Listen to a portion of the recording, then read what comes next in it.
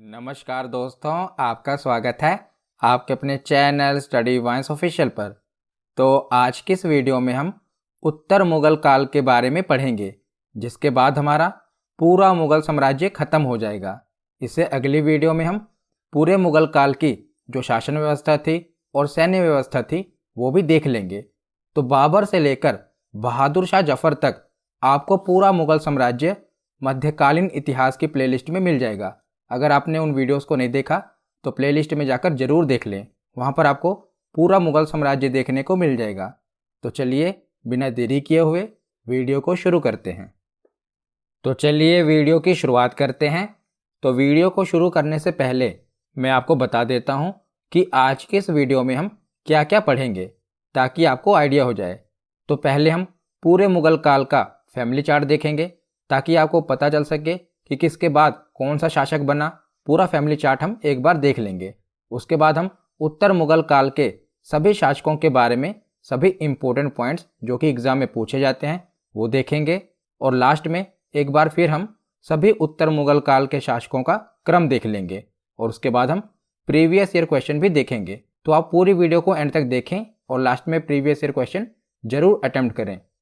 तो पूरे मुगल वंश का शासन काल 1526 ईस्वी से लेकर 1857 ईस्वी तक रहा, जिसे दो भागों में बांटा गया। पहले भाग को कहा गया पूर्ववर्ती मुगल काल और दूसरे भाग को कहा गया उत्तर मुगल काल। उत्तर यानी कि बाद वाला।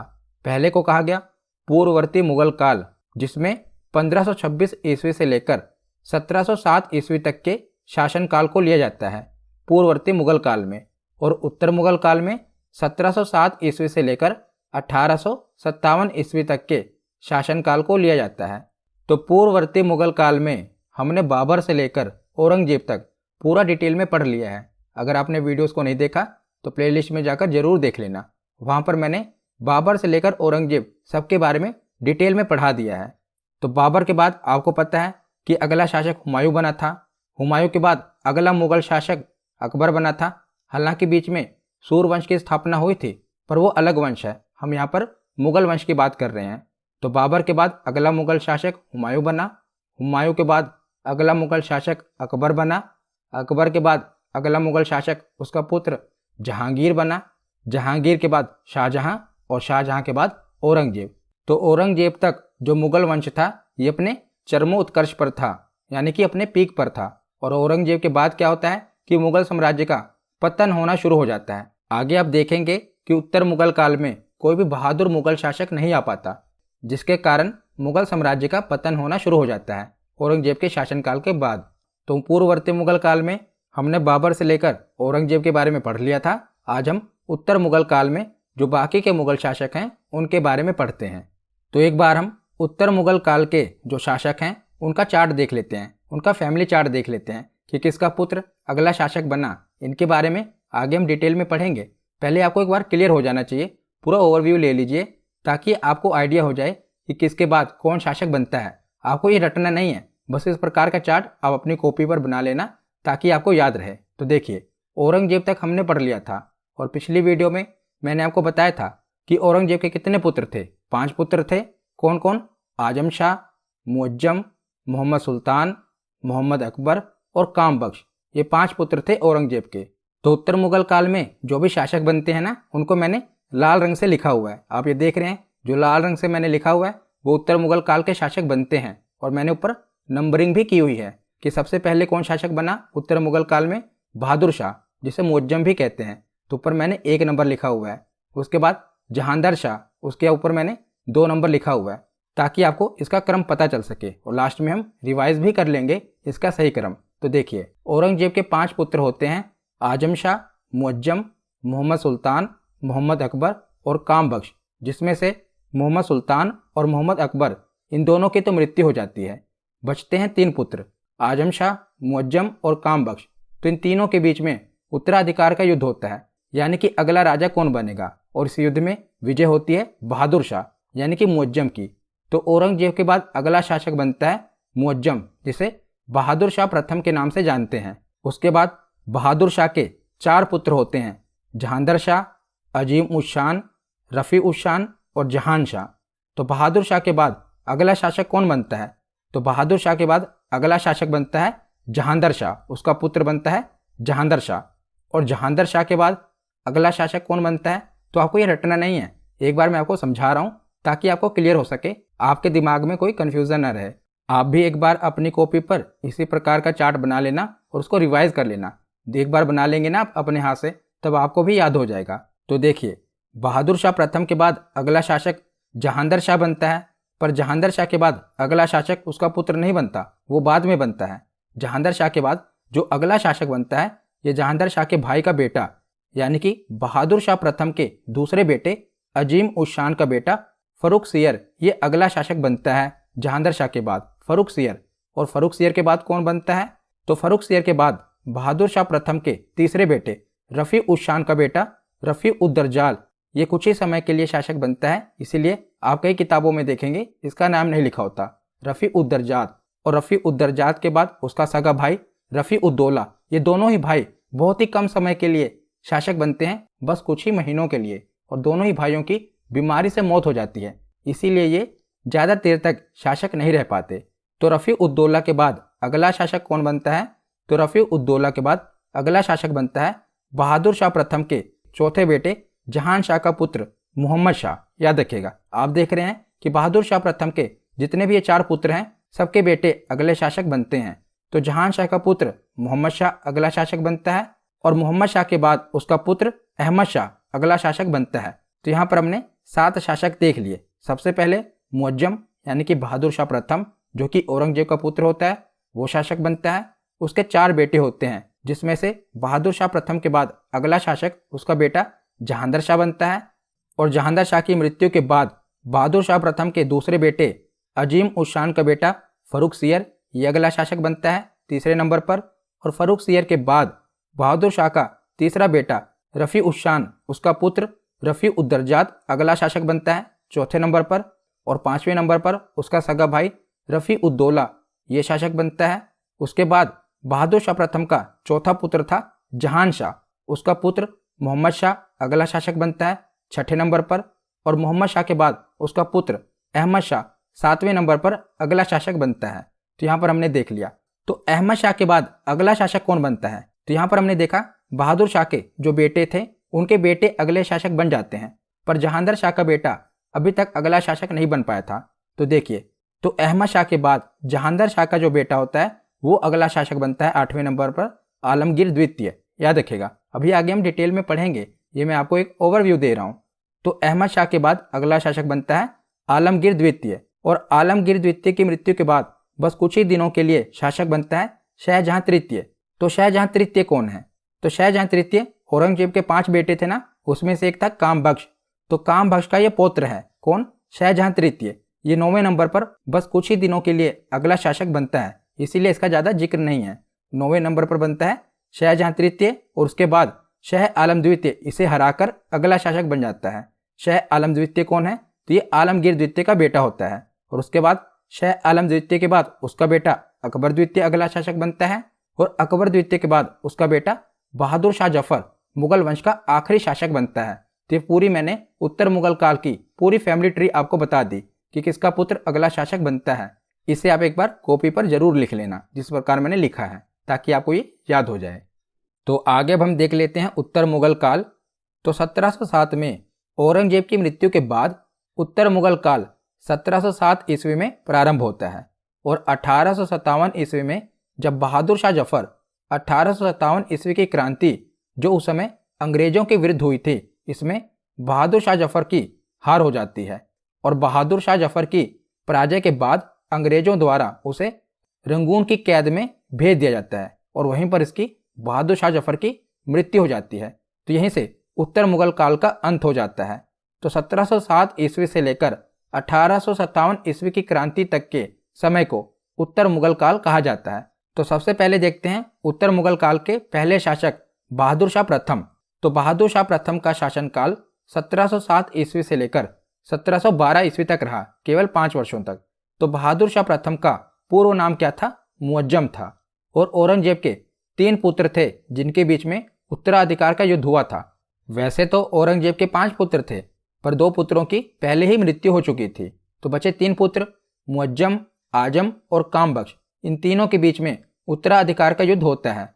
तो औरंगजेब ने अपने 3 पुत्रों में वसीयत के माध्यम से विभाजन का निर्णय लिया था, परंतु जैसा कि मुगलों में राजा बनने के लिए आपस में युद्ध की जो प्रथा चली आ रही थी, वैसा ही औरंगजेब के तीनों पुत्रों में भी हुआ। औरंगजेब के तीनों पुत्रों में भी उत्तराधिकार का युद्ध होता है, और जैसा कि औरंगजेब ने वसीयत के माध्यम से विभाजन का निर्णय लिया था, ये तीनों पुत्रों को नामंजूर था और तीनों के बीच में उत्तराधिकार का युद्ध हुआ। तो औरंगजेब के 3 पुत्रों में से एक पुत्र मुअज्जम अपने बाकी 2 भाइयों को पराजित करके राजा बन जाता है और वह बहादुर शाह प्रथम के नाम से राजा बनता है। तो पहले इसका नाम होता है मुअज्जम, पर जब ये अपने दोनों भाइयों को हरा देता है और राजा बनता है, तब ये अपना नाम रख लेता है बहादुर शाह, याद रखिएगा, और इसे बहादुर शाह प्रथम के नाम से जाना जाता है। तो जो उत्तराधिकार का युद्ध हुआ था वो भी देख लेते हैं। तो 2 युद्ध हुए थे उत्तराधिकार के।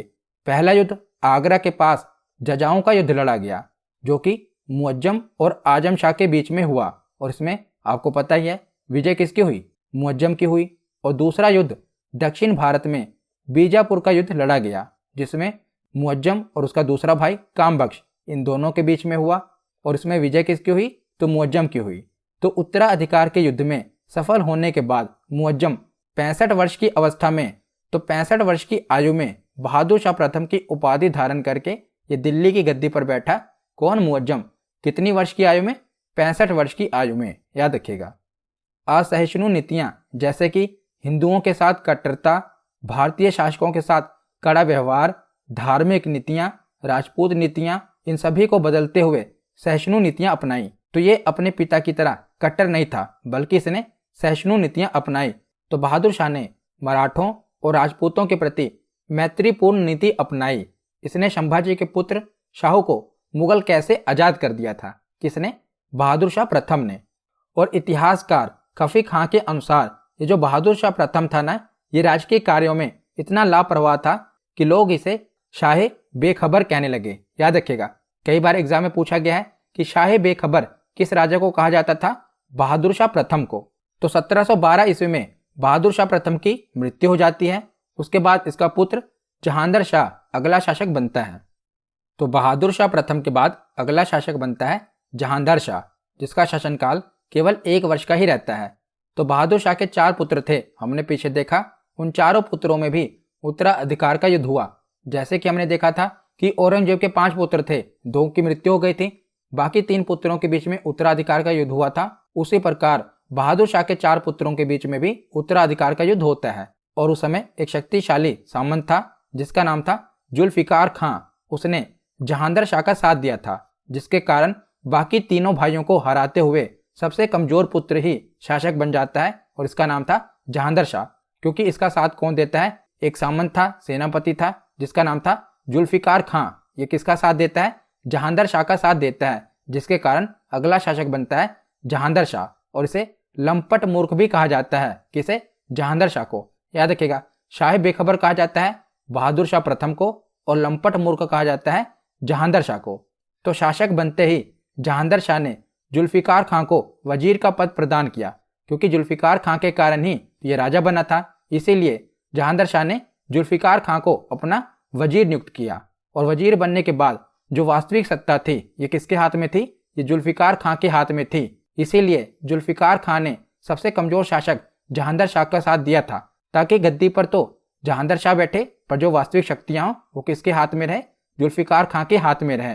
तो इस दौरान जो जहांदर शाह होता है ये लाल कुंवरी नामक एक वेश्या के साथ संबंध के कारण चर्चा में रहता है, जिसके कारण यह राजपाट में ज्यादा रुचि नहीं रखता। इसीलिए से लंपट मूर्ख कहा गया। और जो वास्तविक शक्तियां थी, वास्तविक सत्ता थी, ये कौन संभाल रहा था, इसका वजीर जुल्फिकार खां, उसके पास वास्तविक शक्तियां थी।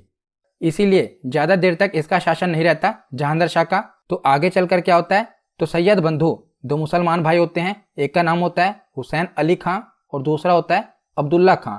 ये फर्रुखसियर के साथ मिलकर जहांदर शाह की हत्या करवा देते हैं, और अगला शासक किसे बना देते हैं, फर्रुखसियर को बना देते हैं। तो हमने क्या पढ़ा कि सैयद बंधु हुसैन अली खां और अब्दुल्ला खां ये किसके साथ मिल जाते हैं, फर्रुखसियर के साथ मिल जाते हैं, और फर्रुखसियर के साथ मिलकर जहांदर शाह की हत्या करवा देते हैं, और अगला शासक बन जाता है फर्रुखसियर। तो फर्रुखसियर का शासनकाल 1713 ईस्वी से लेकर 1719 ईस्वी तक रहा, तो इसको शासक बनाने में सबसे बड़ा सहयोग सैयद बंधुओं का होता है, जो कि अवध क्षेत्र के दो मुसलमान भाई होते हैं, अब्दुल्ला खां और हुसैन खां, जिनके पास वजीर समान शक्ति थी। तो ये मुगल सेना के ही सेनापति थे। तो इनकी सहायता से फर्रुखसियर अगला शासक बन जाता है। तो फर्रुखसियर को घृणित कायर के नाम से भी जाना जाता है। किस नाम से? घृणित कायर के नाम से। ये जो उपाधियां हैं ये एग्जाम में पूछी जाती हैं। तो घृणित कायर के नाम से किसे जाना जाता है? फर्रुखसियर को जाना जाता है। तो सैयद बंधुओं ने फर्रुखसियर को अगला शासक बनाया था। तो फर्रुखसियर ने भी सैयद बंधुओं में से अब्दुल्ला खां को वजीर और हुसैन अली को मीर बख्शी नियुक्त किया। तो सैयद बंधुओं को मध्यकालीन भारतीय इतिहास में शासक निर्माता यानी कि किंग मेकर के रूप में जाना जाता है। आगे भी आप देखेंगे कि फर्रुखसियर के बाद भी ये अगला राजा नियुक्त करते हैं। तो मध्यकालीन भारत में किंग मेकर के रूप से किसे जाना जाता है? सैयद बंधुओं को, याद रखिएगा। तो फर्रुखसियर के शासनकाल में क्या क्या होता है? तो फर्रुखसियर के शासनकाल में सिखों के नेता बंदा बहादुर को पकड़कर 1716 ईस्वी में उसका वध कर दिया जाता है। किसका? बंदा बहादुर का। गुरु गोविंद सिंह जी के बाद अगला जो सिखों का नेता होता है उसका नाम था बंदा बहादुर। तो बंदा बहादुर का वध कर दिया जाता है फर्रुखसियर के शासनकाल में। और फर्रुखसियर एक असाध्य रोग से पीड़ित था। तो इसका उपचार कौन करता है? एक अंग्रेजी सर्जन विलियम हैमिल्टन इसका उपचार करता है और इसको ठीक कर देता है। किसे? फर्रुखसियर को। तो उसके बाद क्या होता है कि फर्रुखसियर ने 1717 ईस्वी में ब्रिटिश ईस्ट इंडिया कंपनी की बहुत सारी व्यापारिक रियायतें प्रदान की। तो इसने अंग्रेजों को बंगाल के क्षेत्र में व्यापार करने की छूट प्रदान की। तो 1717 ईस्वी में अंग्रेजों को फर्रुखसियर ने शाही फरमान दिया था और इसे अंग्रेजी कंपनी के लिए मैग्ना कार्टा कहा जाता है। मैग्ना कार्टा यानी कि अधिकार। तो अंग्रेजों को इसने बंगाल के क्षेत्र में व्यापार करने का अधिकार प्रदान किया। तो शाही फरमान के तहत इसने अंग्रेजों को साल के 3000 रुपये प्रति वर्ष की कीमत के बदले में बंगाल के क्षेत्र में व्यापार करने की अनुमति दे दी। किसने? फर्रुखसियर ने अंग्रेजों को, याद रखेगा। कब? 1717 ईस्वी में।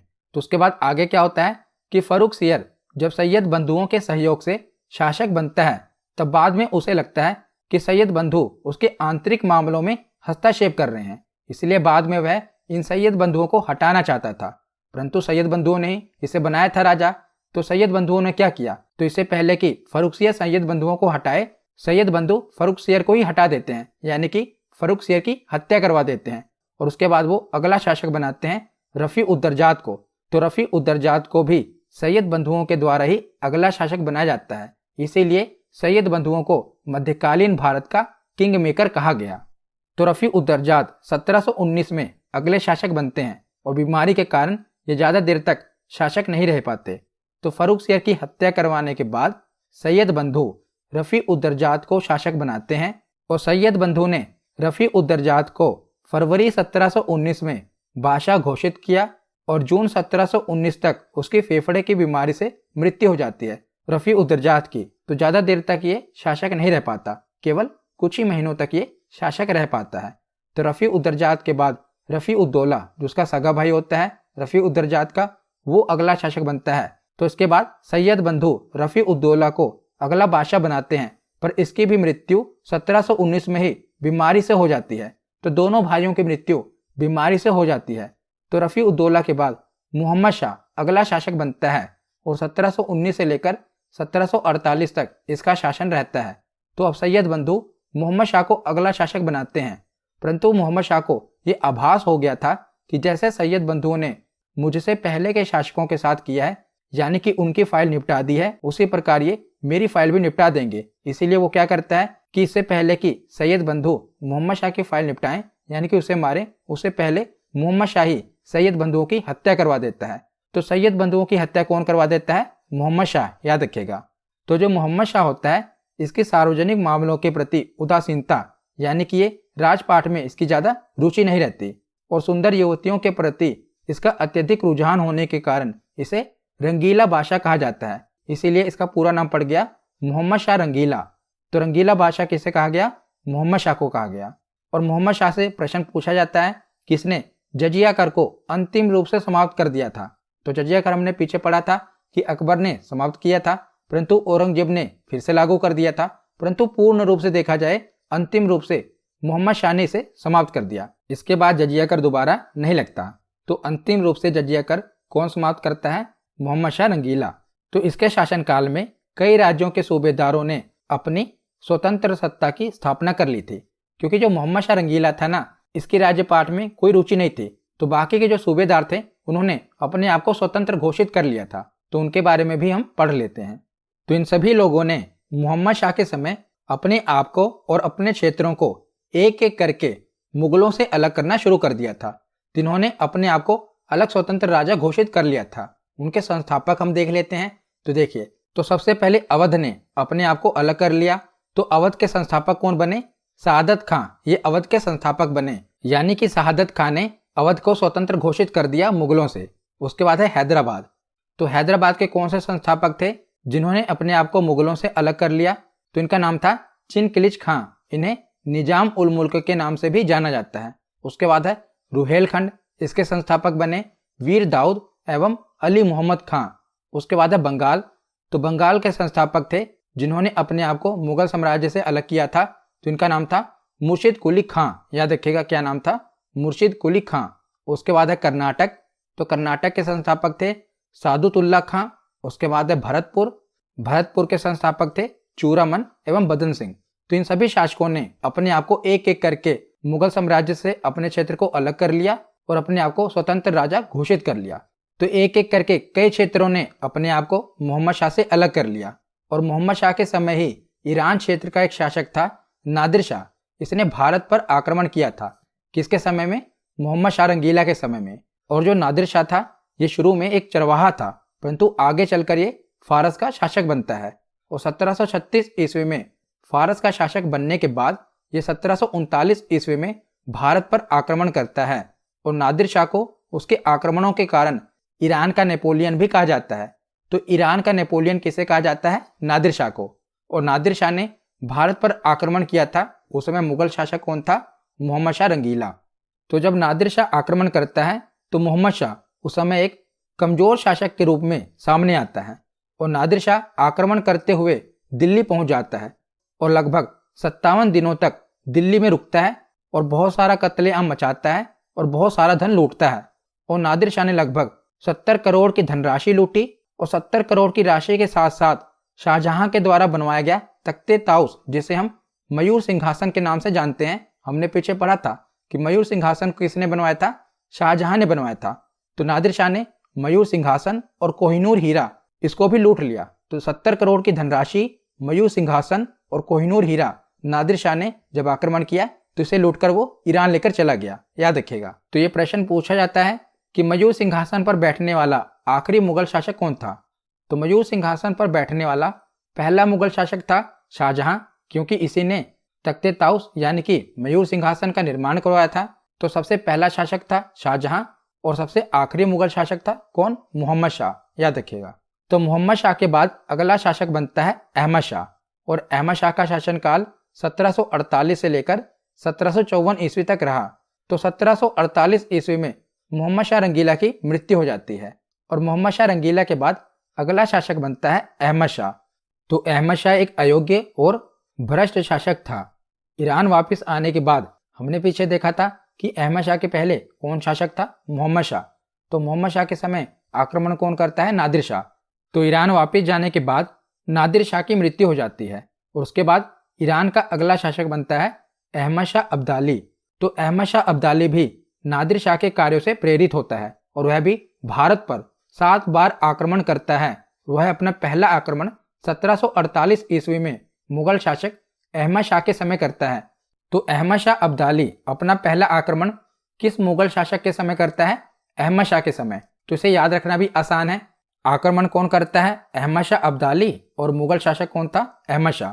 तो दोनों का नाम अहमद शाह था। तो अहमद शाह अब्दाली 1748 ईस्वी में भारत पर पहला आक्रमण करता है। और अहमद शाह अब्दाली की लूट का आलम यह था कि पंजाबी में एक कहावत मशहूर हो गई थी कि खादा पीता लाहेदा रहंदा अहमद शाहिदा, यानी कि जो खा लिया और पी लिया, जो तन को लग गया वही अपना है, बाकी तो अहमद शाह लूट कर ले जाएगा। जो खा लिया पी लिया वही अपना है, बाकी अहमद शाह लूट कर ले जाएगा। तो ये बहुत ही मशहूर कहावत है उस समय की कि खादा पीता लाहेदा रहंदा अहमद शाहिदा, यानी कि जो खा लिया और पी लिया वही बचेगा, बाकी तो अहमद शाह लूट कर ले ही जाएगा। ये आलम था। इसे आप पता लगा सकते हैं कि अहमद शाह अब्दाली ने कितना लूटा था उस समय भारत को। तो अहमद शाह के बाद अगला शासक बनता है आलमगीर द्वितीय। इसका शासनकाल 1754 ईस्वी से लेकर 1758 ईस्वी तक रहता है। तो इसके समय एक महत्वपूर्ण घटना हुई थी, वही आपको याद रखनी है। तो आलमगीर द्वितीय के समय प्लासी का युद्ध होता है 23 जून 1757 ईस्वी को, जो कि ब्रिटिश ईस्ट इंडिया कंपनी और बंगाल के नवाब सिराजुद्दौला के बीच में हुआ था, जिसमें नवाब की हार हुई थी, यानी कि बंगाल के नवाब सिराजुद्दौला की हार हुई थी और उस समय आलमगीर द्वितीय मुगल बादशाह था। तो जो ये प्लासी का युद्ध हो गया, बक्सर का युद्ध हो गया, जितने भी युद्ध हैं इन पर मैं डिटेल में वीडियो बनाऊंगा। यहाँ पर तो सिर्फ हम मुगल शासकों के बारे में पढ़ रहे हैं, इसीलिए हम ज़्यादा डिटेल में युद्धों के बारे में नहीं पढ़ेंगे। इसको हम अलग वीडियो में देखेंगे, नहीं तो वीडियो बहुत ही लंबी हो जाएगी। तो यहाँ पर आपको बस इतना पता होना चाहिए कि किस मुगल बादशाह के समय प्लासी का युद्ध हुआ था। तो आलमगीर द्वितीय के समय प्लासी का युद्ध हुआ था। बस आपको आलमगीर द्वितीय से इतना ही याद रखना है। उसके बाद अगला शासक बनता है शाह आलम द्वितीय। 1759 से लेकर 1806 ईस्वी तक इसका शासन रहता है। तो जब आलमगीर द्वितीय की मृत्यु होती है ना, तो उस समय शाह आलम द्वितीय बिहार के क्षेत्र में होता है। तो बिहार में ही शाह आलम द्वितीय अपने आप को स्वतंत्र राजा घोषित कर देता है। परंतु मैंने आपको पीछे चार्ट में बताया था कि शाह आलम द्वितीय से पहले शासक बनता है शाहजहां तृतीय। तो देखिए क्या होता है कि जब आलमगीर द्वितीय की मृत्यु होती है ना, तो जो ये शाह आलम द्वितीय होता है ये तो बिहार में होता है, परंतु जो शाहजहां तृतीय होता है ना, ये दिल्ली में होता है। और दिल्ली में शाहजहां तृतीय अपने आप को राजा घोषित करता है। इसीलिए जो अगला बादशाह बनता है, भले ही कुछ ही दिनों के लिए बना हो, वो बनता है शाहजहां तृतीय। और उसके बाद में क्या होता है कि जो शाह आलम द्वितीय होता है ये बिहार से आता है और शाहजहां तृतीय को हरा देता है। और इसको हराने के बाद शाह आलम द्वितीय अगला शासक बन जाता है। क्योंकि भले ही बिहार में इसने आपको स्वतंत्र राजा घोषित किया था, परंतु दिल्ली में अपने आप को शाहजहां तृतीय ने स्वतंत्र राजा घोषित कर दिया था। इसीलिए कुछ ही दिनों के लिए अगला शासक शाहजहां तृतीय बनता है और शाहजहां तृतीय को हराने के बाद जो अगला शासक बनता है वो है शाह आलम द्वितीय। तो शाह आलम द्वितीय से आपको क्या याद रखना है, तो शाह आलम द्वितीय के समय दो महत्वपूर्ण लड़ाइयाँ हुई थी, वो आपको पता होनी चाहिए। पहली लड़ाई हुई थी 1761 में, पानीपत का तृतीय युद्ध। इसी के समय हुआ था शाह आलम तृतीय के समय। और किसके किसके बीच में हुआ था, तो अहमद शाह अब्दाली और मराठाओं के बीच में पानीपत का तीसरा युद्ध हुआ था। तो इस समय तक जो मुगल साम्राज्य था ये काफी सीमित क्षेत्र तक रह चुका था और जो मराठा थे ये उभरती हुई ताकत थे, जिस कारण क्या होता है कि अहमद शाह अब्दाली का युद्ध होता है किसके साथ, मराठाओं के साथ। परंतु इस युद्ध में मराठाओं की हार हो जाती है। और इसके बाद जो अगला महत्वपूर्ण युद्ध होता है वो होता है बक्सर का युद्ध 1764 ईस्वी में, जो कि ब्रिटिश ईस्ट इंडिया कंपनी के खिलाफ मुगल शासक शाह आलम द्वितीय, बंगाल के नवाब मीर कासिम और अवध के नवाब सुजाउद्दौला तीनों ने मिलकर लड़ा था। परंतु विजय किसकी होती है, अंग्रेजों की विजय होती है। और बक्सर के युद्ध के बाद शाह आलम द्वितीय, अवध के नवाब सुजाउद्दौला और अंग्रेजों के बीच 1765 में इलाहाबाद की संधि होती है। ये जो भी युद्ध हैं और संधियां हैं इन पर मैं अलग वीडियो लाऊंगा। बस यहाँ पर आपको याद होना चाहिए कि शासक कौन था, शाह आलम तृतीय, जिसके समय बक्सर का युद्ध हुआ था और उसके बाद 1765 ईस्वी में इलाहाबाद की संधि हुई थी। तो अब आप समझ लीजिए कि मुगलों की ताकत नहीं बचती, जो भी वहां पर बादशाह बनेगा वो अंग्रेजों के अधीन ही रहेगा। तो शाह आलम द्वितीय को बाद में अंधा बना दिया जाता है और एक अंधे शासक के रूप में ये लंबे समय तक कार्य करता है। और इसी क्रम में क्या होता है कि 1803 ईस्वी में ब्रिटेन के सैन्य अधिकारी, उसका नाम होता है लॉर्ड लेक, इसके प्रयासों से यह घोषित हो जाता है कि शाह आलम द्वितीय अब अंग्रेजों के संरक्षण में है, यानी कि अब पूर्ण रूप से अंग्रेजों का अधिकार हो गया। बादशाह तो रहेगा पर वो अंग्रेजों की कठपुतली की तरह रहेगा, अधिकार किसका रहेगा, अंग्रेजों का रहेगा। तो शाह आलम द्वितीय के बाद अगला शासक बनता है अकबर द्वितीय। 1806 ईस्वी से लेकर 1837 ईस्वी तक इसका शासन रहा। तो शाह आलम द्वितीय की मृत्यु के बाद उसका पुत्र अकबर द्वितीय अंग्रेजों के संरक्षण में, यानी कि अंग्रेजों की ही अधीन, अंग्रेजों की ही देखरेख में 1806 ईस्वी में अकबर द्वितीय मुगल बादशाह बनता है। अब भारत में मुगलों की स्थिति काफी खराब हो गई थी और अंग्रेज उनके साथ काफी अनैतिक व्यवहार करने लगे थे। तो अकबर द्वितीय क्या करता है, राजा राम मोहन राय को बुलाता है और उन्हें कहता है कि आप ब्रिटेन जाइए और हमारी तरफ से ब्रिटेन की महारानी को ये संदेश दीजिए कि हमारी स्थिति ठीक नहीं है। आप देख रहे हैं कि मुगलों की क्या हालत हो गई। एक समय अंग्रेज मुगलों के पास आए थे कि मालिक हमें अधिकार दे दीजिए, हमें व्यापार करना है।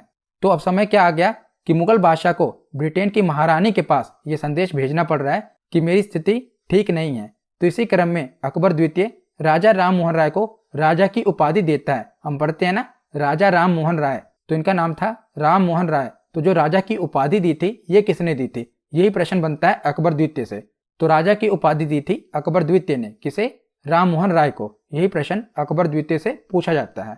तो अकबर द्वितीय के बाद मुगल साम्राज्य का आखिरी शासक बनता है बहादुर शाह द्वितीय। 1837 ईस्वी से लेकर 1857 ईस्वी तक इसका शासन रहता है।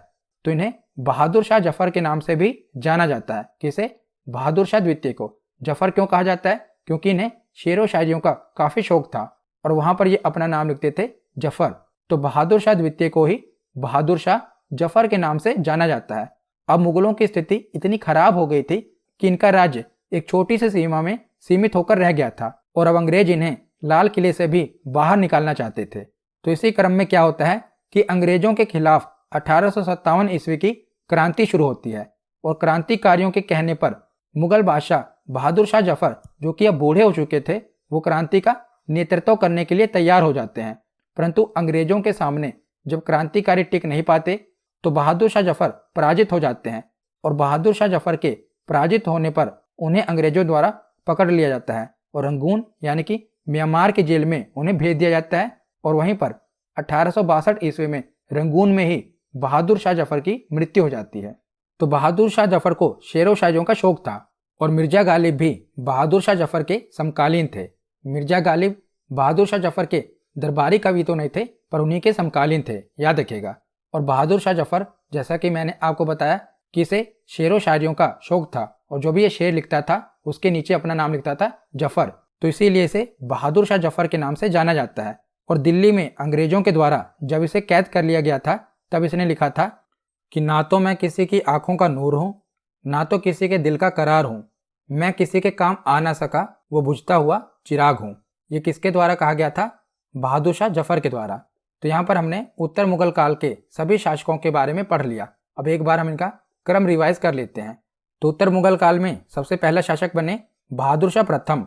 उसके बाद अगले शासक बने जहांदर शाह।